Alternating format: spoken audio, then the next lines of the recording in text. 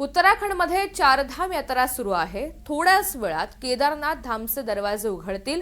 मंदिराची फुलांनी सजावट करण्यात आली आहे। मात्र केदारनाथ समितीने मंदिरामध्ये मोबाईल फोनच्या वापरावर पूर्णतः बंदी घालण्याचा मोठा निर्णय घेतलाय।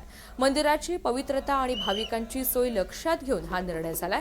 फोटो काढल्यास किंवा व्हिडिओ तयार केल्यास कारवाई होणार असल्याचा इशाराही मंदिर संस्थांच्या वतीने देण्यात आलाय।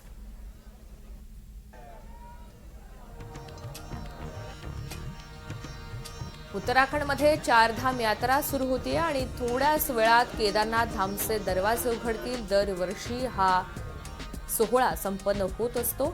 मंदिराची फुलांनी आकर्षक अशी सजावट सुद्धा करण्यात आलेली आहे। आज मंदिराचे केदारनाथ धामचे दरवाजे उघडल्यानंतर ही यात्रा खऱ्या अर्थाने सुरू होईल आणि देशाच्या कानाकोपऱ्यातून अनेक भाविक यासाठी हजर राहत असतात।